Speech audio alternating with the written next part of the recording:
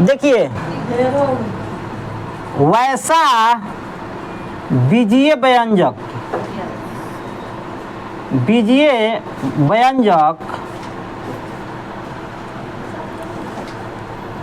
जिसमें पदों, यहाँ पे ब्रैकेट में लिख लिया लोग, चरों का घात एक पूर्ण संख्या होती है, बहुपद कहलाता है। अब देखिए ध्यान दीजिए, घात क्या होना चाहिए? घात माने कि पावर, ठीक है।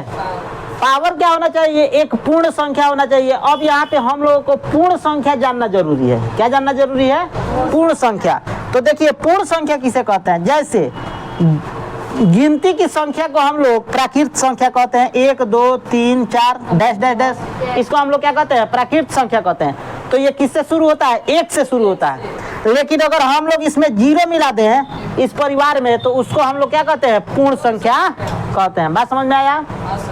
तो 0 क्या है? पूर्ण संख्या, 0 से शुरू हो रहा है।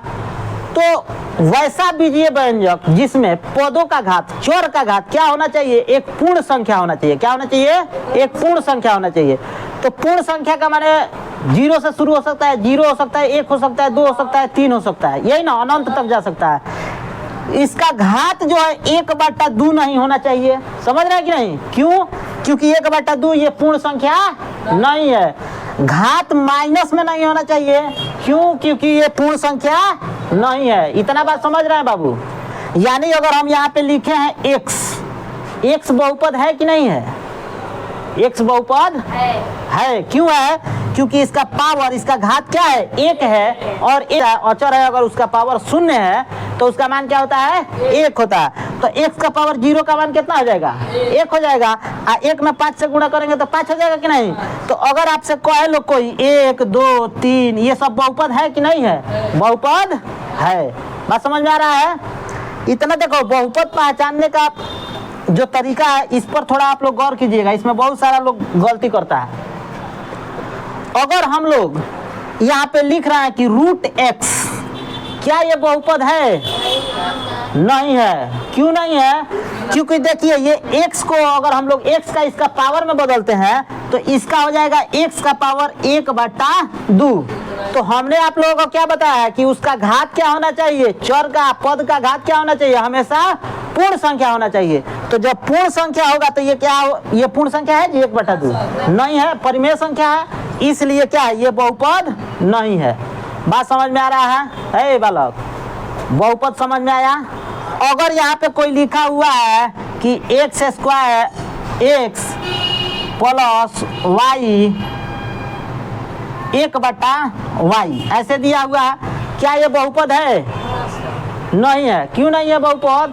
कि देखिए ये जो है ये y जब ऊपर जाएगा तो इसका मान जो होगा x प्लस y के पावर -1 हो जाएगा।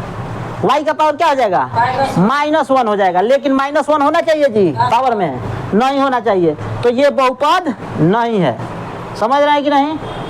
तो एक और बात यहाँ पे हम लोगों को ध्यान देना है कि वैसा बीजीय व्यंजक जिसमें पदों का घात क्या हो?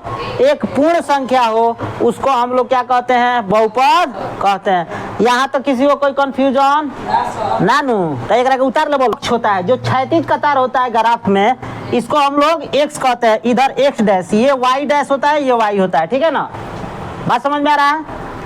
तो अगर शून्यक हम लोगों से कहेगा px में, अगर शून्यक हम लोगों को कहेगा तो ये जो x अक्ष है इस पर अगर कोई संख्या यहाँ पे लिखा हुआ है, इसका मतलब क्या हो गया कि यहाँ पे 0 है, ये 0 0 होता है पॉइंट। ठीक है ना? तो ये मान के चलिए कि अगर ऐसे हम लोगों को ग्राफ दिया है, ठीक है, तो x में कोई को शून्यक होगा तो 1 होगा 2 गो। बात समझ में आ रहा है? अगर ये यहाँ पे कोई ऐसे जा रहा है तो x का कोई भी इसमें शून्यक होगा? नहीं होगा, क्योंकि x अक्ष पे ये कहीं भी नहीं काट रहा है। बात समझ रहे हैं ना? यानी अगर ये यहाँ पे अगर 1 बिंदु 2 बिंदु 3 बिंदु, अगर 3 बिंदु पर काट रहा है तो शून्यकों की संख्या कितना हो जाएगा? 3 हो जाएगा। यहाँ तो किसी को कोई दिक्कत काट रहा है। अरे भाई, अरे कहाँ तार दिमाग बा।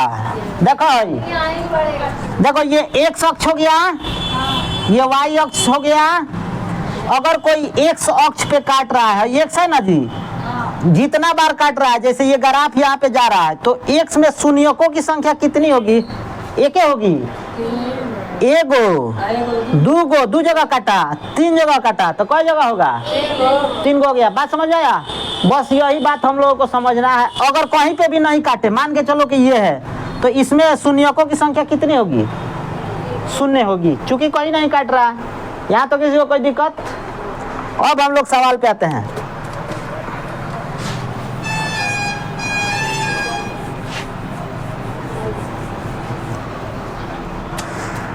सवाल आप लोग उतार लीजिएगा, नीचे दी गई आकृति में। ये हम लोगों का y डैश हो गया, ये y हो गया, और ये हम लोग का x अक्ष हो गया, x डैश हो गया। कहीं पे भी नहीं काट रहा है बबुआ। शून्यकों की संख्या कितनी होगी? कह रहा है कि px के शून्यकों की संख्या, तो px के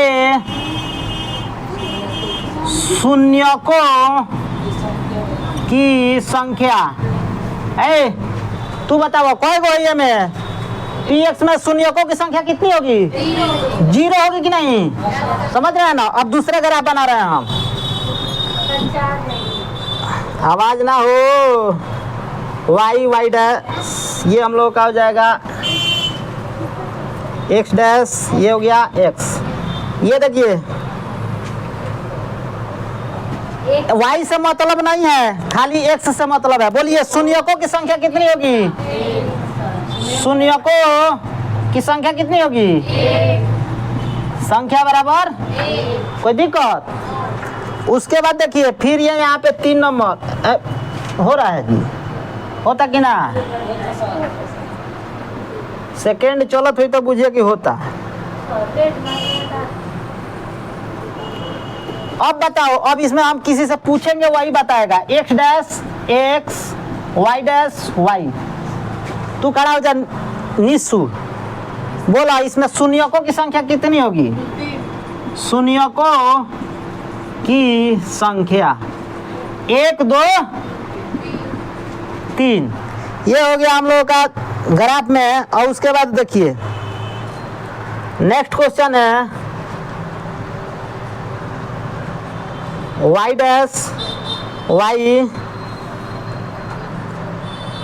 x डैश x। प्रियांशु खड़ा हो जाता तो नहीं, खड़ा हो जा।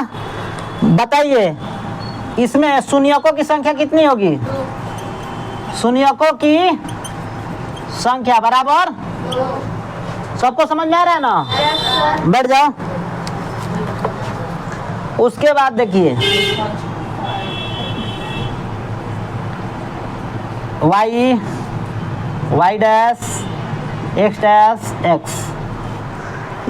ये 1 नंबर आकृति हो गया, ये 2 नंबर आकृति हो गया है, 3 नंबर आकृति हो गया है ना, 4 नंबर हो गया है, 5 नंबर। 5 नंबर में देखिए,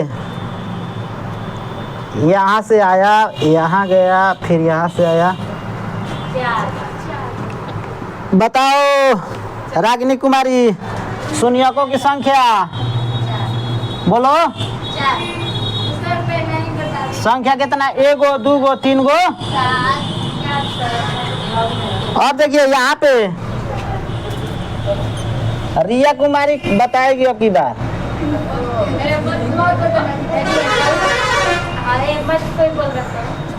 ना बोलो